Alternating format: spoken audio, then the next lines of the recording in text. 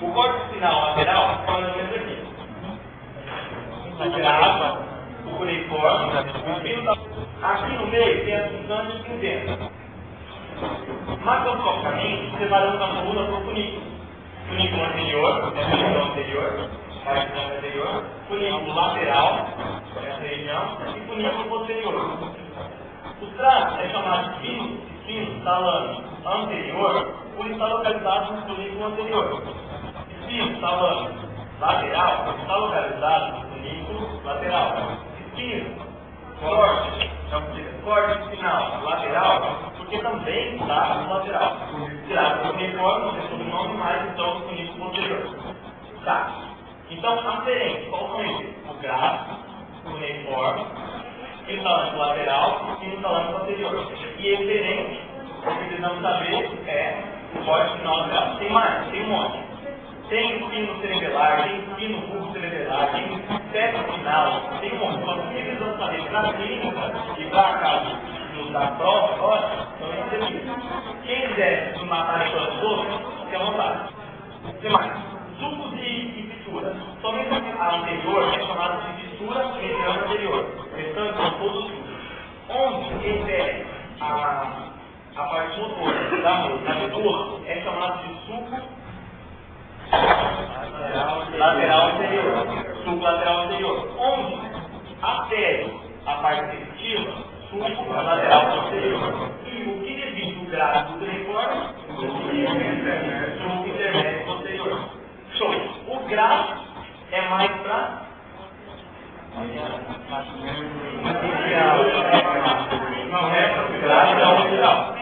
Não tem o cuneiforme, mas o grafo é mais lateral. E é para membros inferiores e torácios para baixo. O cuneiforme, que é o mais lateral, ele é para membros superiores e torácios altos. Lembrar também da somatoscopia do córtex espinal. Soma de questão de movimento, músculo, tudo, toscopia de localização. O córtex espinal, a porção mais medial, é para membros superiores. Depois tronco e membros inferiores. Correto só membros? Não. É nem tronco, porque cada um só tem um lado. Entendeu? Esse que corresponde ao membro superior desse lado e esse que é o membro inferior desse lado. O lado de lá é outro. Eu não posso falar que ele corresponde ao membro superior desse inferior. Beleza? Do mesmo jeito, eu não nada. Só que esse aqui não é tão importante saber. Entendeu? O mais importante saber que esse aqui. Todos eles têm a mesma somatoscopia. Do mesmo jeito, quando vocês forem estudar a parte do cérebro interno, também vai ter somatoscopia.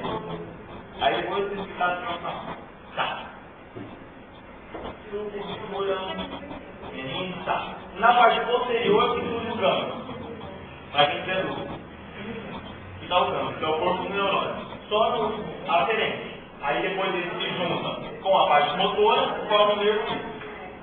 Aí esse nervo místico, por exemplo, é chamado de T8 ou o nome que quiser. Tá? Só lembrando, essa parte aqui são chamadas de raízes. Raiz posterior e raiz anterior. Tal que em lesões de medula, eu posso ter uma lesão da raiz anterior, uma lesão da raiz posterior. Vou estar corrigendo somente uma parte, ou aferente ou referente, de um único nervo. Lesões medulares, já vou estar tendo lesão a nível de medula, que vai daqui para baixo. Ou essa lesão medular pode ser determinada por um segmento de nível. Exemplo, nível C5 até C1. Então foi uma lesão determinada. Eu lesionei exatamente por que parede ou plano braquial.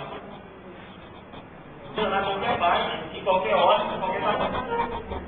Mas realmente lesões da medula são lesões dali para baixo, perto de tudo. Beleza? Olha para aqui, né? Título da ponta anterior. O título da ponta comete distância cinzenta desse lado.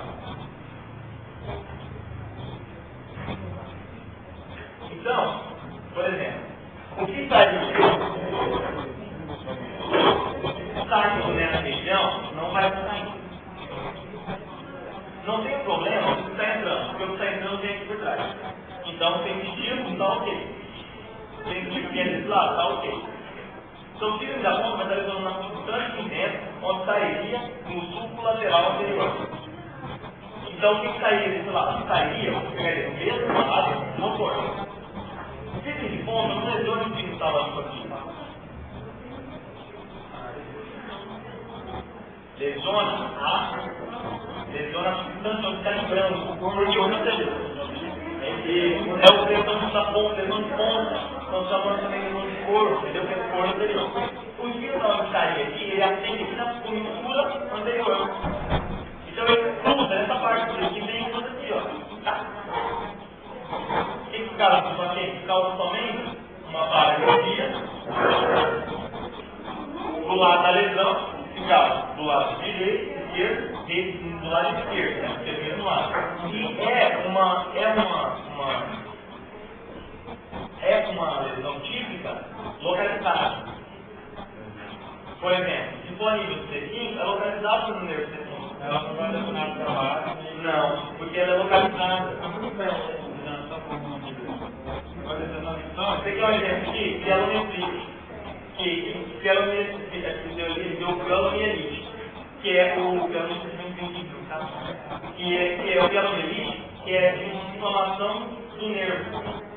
Entendeu? Aí o nervo vai dando problema nele, ele vai degenerando, ele vai se preservando, até chegar nessa coluna aqui. A gente pode fazer isso. Entendeu? Aí lesiona só um local específico. Seria quase a mesma coisa da lesão de nariz. Ela é mais específica, mais localizada. Então, o pânico C5 daria lá na parte que nervo C5. Olha, no caso, por exemplo, só em determinado medular que vai estar afetado, os nervos medulares inferiores, trabalho e no normal. É uma coisa mais localizada. Assim como a de raiz. Sempre que eu falar da raiz, pegava só o nervo, mas vai ser a mesma coisa. Que era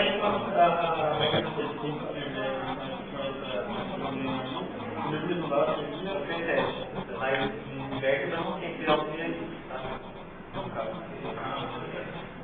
síndrome da raiz. Síndrome da raiz seria somente do nervo. Aí é uma síndrome da raiz posterior. Síndrome da raiz posterior. O que acontece com ele? Não está recebendo estímulo sensitivo. Então, o que ele vai ter? Ele vai ter uma perda de sensibilidade. Como chama perda de sensibilidade? Quando diminui a sensibilidade. A sensibilidade tem que receber por inibição e hipoestesia. Hipoestesia no que pega aqui. Então, onde está pegando aqui? Se for hipoestesia, lá de hipoestesia, ele está com uma hipoestesia. Nesse caso aqui do exemplo, ele tem uma hipoestesia de C4 até C6. Onde pegou? De C4 até C6. Então ele lesionou todos os nervinhos na saída, nessa região. Por que pode lesionar? Um meningioma, um tumor de meninge naquela área, comprimindo aqueles nervos todos naquela parte posterior. Claro que o meningioma estaria comprimindo a medula também, mas é um exemplo que eu contei, onde comprimiria os nervos, entendeu?